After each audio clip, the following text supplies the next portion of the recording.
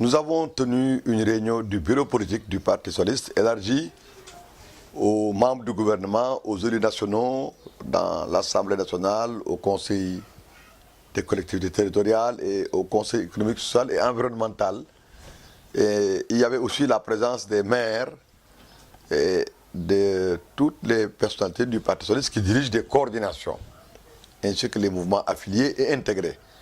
Il s'agissait d'un exercice au cours duquel il fallait faire le point sur la vie du parti, avec comme point central la vente des cartes que nous voulons reprendre pour massifier le parti et mettre en œuvre le processus de renouvellement des instances de base pour mettre à niveau les problèmes de légitimité.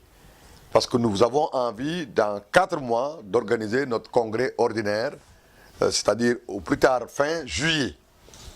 À côté donc de ce travail de routine, parce qu'il s'agit de ça, nous avons voulu avoir un partage, une mise à niveau sur comment évaluer les élections, comment évaluer le processus électoral, comment apprécier les résultats des élections et quelles perspectives politiques pour le Parti socialiste. Et c'est ainsi que dans l'évaluation, il est ressorti donc que nous avons demandé à nos bases de faire l'évaluation dans 15 jours, dans un délai de 15 jours. Toutes les communes, tous les départements devront faire parvenir au niveau national des rapports et des recommandations.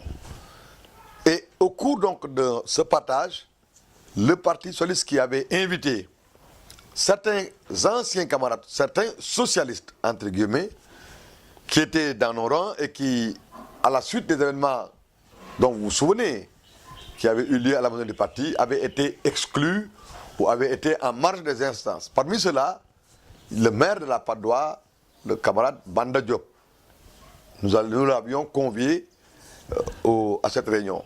Simplement parce que lui, comme d'autres, l'adjoint au maire de la Médina, Martin, avait été en contact avec Ousmane Tanor Dieng avant la présidentielle.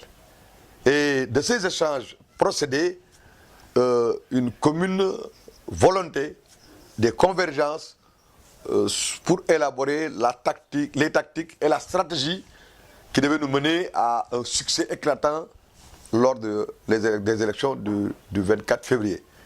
Ce camarade-là donc a été accueilli, il a pris la parole, Banda Diop, et il est ressorti que les divergences s'étaient aplanies, que les choses sont rentrées dans l'ordre, et que s'il ne s'agit que de l'intérêt du parti, de l'orientation, la ligne du parti, il n'y avait plus de divergence. Donc nous l'avons accueilli, parce que la vie politique est faite de séparation, de rencontres, de retrouvailles. Et comme disait l'autre, un parti politique, le parcours, la vie d'un parti politique, c'est comme un train. À chaque gare, des passagers descendent et d'autres montent. Ne serait-ce que par la mort, par exemple, ou l'adhésion. Et ensuite, les partis peuvent être traversés par des divergences ponctuelles, factuelles. Au bout du temps, au fil du temps, les contacts, les échanges, les discussions aidant, les uns et les autres se retrouvent. Nous avons donc accueilli avec beaucoup de fierté notre camarade Banda Diop et tous ceux qui, comme lui, à Dakar, étaient dans d'autres organisations avant que le parti n'investisse Macky Sall, avant que la campagne ne soit lancée, avant que nous enrigissions ces victoires. Et tout le monde constate que du score qu'on avait au référendum, à celui que le candidat Macky Sall a engrangé dans Dakar, particulièrement dans le département de Dakar en 2019, en passant par ce que nous avons eu aux législatives, notre camarade et les amis que nous avons contactés dans Dakar, ou qui sont venus voir Tanor et qui ont, avec nous, promu la ligne du parti, battu campagne pour le candidat du parti, il était donc normal de leur souhaiter la bienvenue. Et au-delà de ces camarades-là, nous avons indiqué que pour notre part, en ce qui nous concerne,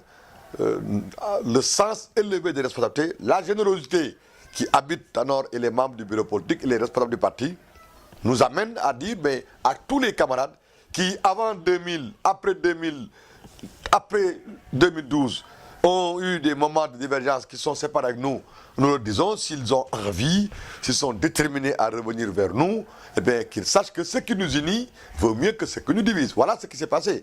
Il ne s'agit pas de dire que nous avons battu campagne, nous avons gagné. Notre parti a décidé de renouveler son pacte de confiance avec Benno et a réaffirmé son engagement à Benno. Et nous voulons même que Benno vive le plus longtemps possible et que les choses s'améliorent tant au niveau des bases qu'au niveau des directions, au niveau national, jusqu'à la fin du mandat du président Macky Sall et même pourquoi pas au-delà. Donc on a indiqué cela et parce que simplement nous avons eu la chance de voir le décret divin, la volonté populaire, conforter notre vision, notre démarche politique qui consiste à mettre en avant les perspectives collectives, l'intérêt général, en lieu et place des perspectives individuelles ou des échappées solitaires. Moi, je vous parle de là où nous en sommes et ce que nous faisons. Ce dont nous avons parlé n'a rien à voir avec une plainte ou une exclusion. L'exclusion, elle est définitive, vous comprenez? Nous avons, à l'épreuve du temps et des réalités, constaté que Banda Diop et d'autres camarades dans Dakar, ainsi que Martin et d'autres camarades, ont montré leur bonne foi, leur sincérité, leur respect et leur adhésion à la ligne du parti. Dans la vie même d'un couple, il peut arriver que vous vous sépariez à un moment donné, ou pendant longtemps avec votre épouse, ou votre époux, et que vous vous retrouvez. Qu'y a-t-il de mal en cela? La vie est faite de haut et de bas. J'ai dit que la vie et le compagnonnage politique est fait de séparation, retrouvailles, rencontres, etc. Donc, autant il y a de nouveaux camarades qui n'ont jamais fait de la politique qui viennent dans le parti, autant il y en a qui quittent d'autres partis pour venir au PS, autant il y a des camarades qui avaient été embarqués dans des perspectives auxquelles finalement ils n'ont pas cru, qu'ils retournent au Bercail et quand ils reviennent au Bercail, on leur dit « bienvenue chez nous ». Parce que nous tous, eux comme nous, avons en charge la gestion de ce parti pendant qu'on est encore en vie et aux responsabilités. Demain, ce sera un autre monde. Parce que je pense que la démocratie moderne a besoin d'une chambre pour les élus des collectivités territoriales, surtout au moment où on parle beaucoup de territorialisation des politiques publiques. Et je pense également que si nous voulons aller dans le sens de lutter contre les cumuls, il faut bien y aller, mais ça peut se faire dans le cadre d'un dialogue politique inclusif, d'un dialogue national inclusif. Autant la question du cumul des mandats et des responsabilités est nécessaire d'être posée, autant la problématique de la limitation du nombre de mandats pour les autres élections est tout à fait normal. Parce que par exemple, si vous prenez le parrainage, au début, ça concernait certaines élections, pas toutes. Aujourd'hui, ça concerne toutes les élections. De la même manière que la limitation du nombre de mandats est fixée par la Constitution pour le président de la République, on peut aller dans le sens également de limiter le nombre de mandats pour les collectivités territoriales, pour les communes, les mairies, les conseils départementaux. Les parrainages s'appliquent à toutes les élections. Il y aura toujours des parrainages. Alors, il faut que les gens sachent ce qu'ils veulent et qu'ils soient conséquents, pour ne pas dire cohérents.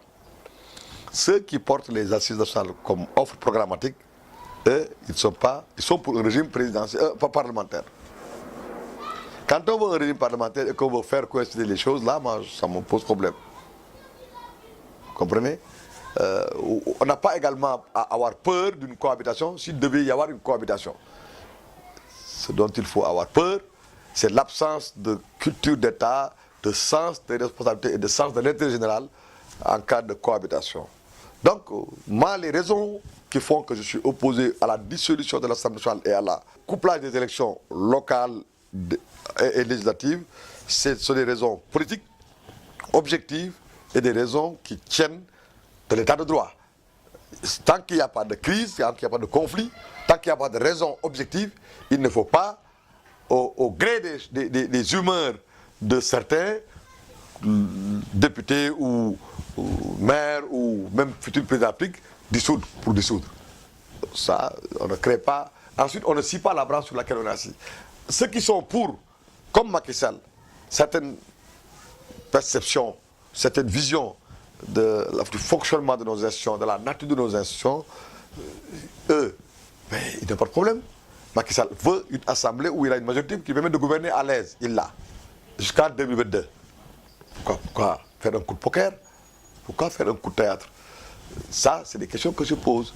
En tout cas, en un mot comme en plusieurs, je pense qu'il ne faut pas essayer de jouer au diable ou à l'ingéniosité jusqu'à créer la catastrophe. Si vous organisez des élections couplées locales et législatives, dans un contexte où vous avez une opposition qui n'a pas encore digéré la défaite, qui a encore la mélancolie du désespoir issu de son choc, de sa défaite, mais vous les amenez à être ensemble.